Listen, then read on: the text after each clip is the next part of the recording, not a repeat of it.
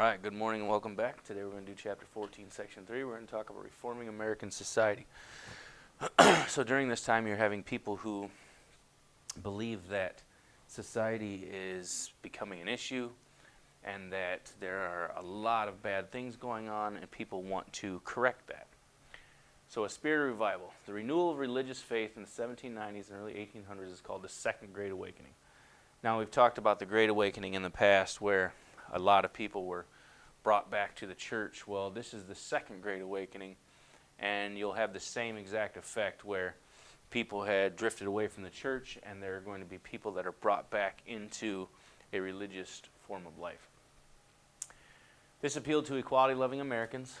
The revival spread quickly across the frontier, and settlers eagerly awaited the visits of preachers like Peter Cartwright. You know, it was kind of like a concert. It was like having a concert come to town, but they were actually revivalist preachers that were coming to town, and these were great orators, which means they were really good speakers. They knew how to get crowds going, and they knew how to really get people amped up, and it was really a kind of a treat for the people who didn't get a lot of visitors back in the past. Cartwright became a minister and spent more than 60 years preaching on the frontier. The revivals were also in the eastern states. There, a former lawyer named Charles Grandison Finney held large revival meetings. This is Peter Cartwright over here to the left, and this is Charles Grandison Finney on the right. And such teachings helped awaken the spirit of reform. So people starting to look back in kind of the religious way of dealing with things, this started to make people begin to think about other issues that were occurring in society at the time that were causing problems. Now, temperance societies. Led by the churches, the temperance movement began a campaign to stop drinking. Many women joined the temperance movement, which made a lot of sense because the males would go and work, and then they would go and they would spend their whole entire paycheck on drinking and everything else, and this was causing major issues in the family, so it made a lot of sense that many women joined the temperance movement. Some members of the temperance movement handed out pamphlets, while others produced plays and asked others to sign a pledge to give up alcohol. And by 1838, 1 million people had signed. So, I mean, this was a pretty big thing at the time that people were, people didn't like all of these things that were going on. Alcohol for centuries has caused many problems. New England businessman Neil Dow led the fight to make it illegal to sell alcohol. It also made sense that businessmen would be involved because if they're spending their whole entire paychecks on alcohol, they weren't spending it at the other businesses. And in 1851, Maine banned the sale of liquor, and by 1855, 13 other states had followed their footsteps.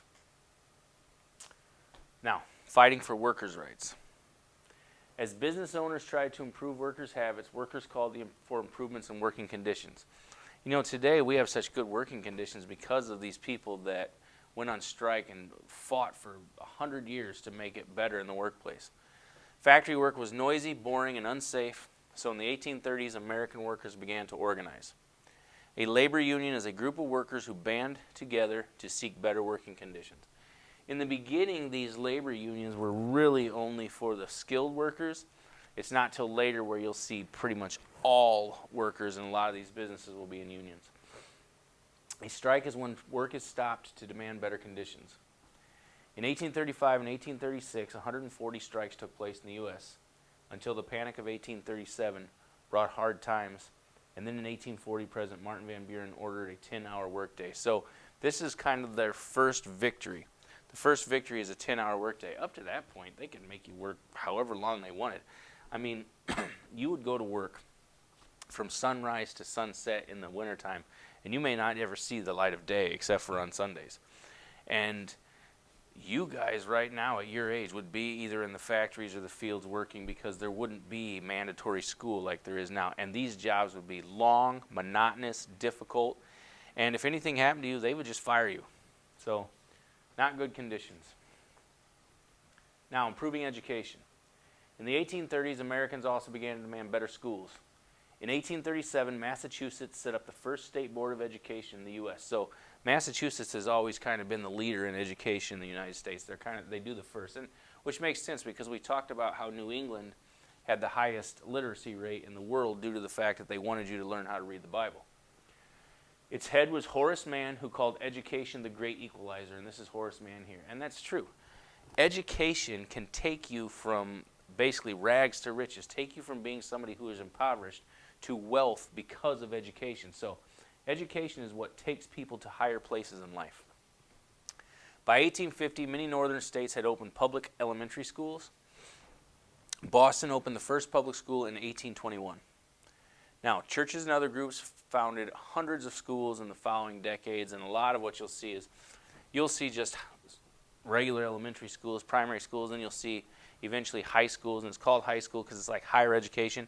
And then you'll also see the universities, especially the Ivy League schools. They'll be the first to come about. But many of these schools that are being created are actually created through religious organizations. Women could not attend most colleges. One exception was Oberlin, which was in the state of Ohio. And in 1849, Elizabeth Blackwell became the first woman to earn a medical degree in the U.S., and this was Elizabeth Blackwell here. African Americans also faced obstacles in getting an education, and few colleges, even in the North, accepted African Americans. So, everybody kind of always says, well, the North is so much better than the South when it comes to relations with African Americans. Well, the fact of the matter is, yeah, in the North it was illegal to have slaves, but bigotry and prejudice still was in the North. Alexander Twilight became the first African American to earn a degree in 1823, and this is Alexander Twilight. Now, caring for the needy. Some people also tried to improve society's care for its weakest members. Dorothea Dix, this is her, worked to help give better care to the mentally ill, and through her efforts, 32 new hospitals were built throughout Massachusetts. People who were mentally ill, who were considered to be criminals because they did things that they didn't even know they were doing, they could be thrown in jail and treated poorly. Well, they started to realize a lot of these people had mental issues. Thomas H. Gallaudet started the first American school for deaf children in 1817, and this is Gallaudet right here. Samuel G. Howe founded the Perkins School for the Blind in Boston in the 1830s. This is Howe. And other reforms include children going to different jails and the rehabilitation of adult prisoners. In the past, they used to say a person was deaf and dumb because they couldn't, typically if people were deaf, they were mute. Well, they're not dumb. It's not that they don't have high levels of intelligence. It's just because they've never heard language, they're not capable of speaking. So that's why they would not be able to make the word sounds. But that's what they would call them. So you start to see the way people see people who have disabilities differently at this time, or change. Now, spreading ideas through print. During this time, Americans began receiving more information on how they should lead their lives. Average Americans could afford to buy penny papers, and they had the news and stories for entertainment. So more people are able to read. So through this reading, you can now spread your word or what it is you want people to believe. Magazines began to appear as well, and Ladies Magazine was edited by Sarah Hale. This is Sarah Hale, who advocated education for women and stated that men and women had different roles that were equally important in society, which is completely true. But at that time period, it wasn't seen that way. Hale would later edit Godey's Ladies book, which published poems and stories as well as articles. So she is a very early on worker in the feminist rights movement. Creating ideal communities, last part. While many people attempted to reform society, some people decided to start over and create a utopia. Most utopias ended after only a few years. Utopia means like perfect society. Well, the problem is humans are not perfect. So there's no way to create a utopia because people just aren't perfect. Some religious groups created utopias. One of the most famous were the Shakers, based on the beliefs of Ann Lee, and this is Ann Lee right here. They were called Shakers because they shook with emotion during church services. The Shakers relied on converts and adopting children to keep their communities. The men and women did not live together, so you had to bring in converts or adopting children. And in 1840, they reached their highest number of 6,000 members. And actually, in 1999, they had 6 members left, so they actually were around for a very long time. And in the 1840s and 1850s, reform found a new direction, the rights of African Americans and women. So all of these changes, all of these ideas, the temperance movement, the idea of utopias, and the Second Great Awakening starts to bring us to the realization that African Americans, and then after that women, are not being treated correctly in society. So you're going to see a big change towards helping those members of our society. Any questions, get a hold of me. Make sure you're doing the readings and getting the worksheets done. Have a great day.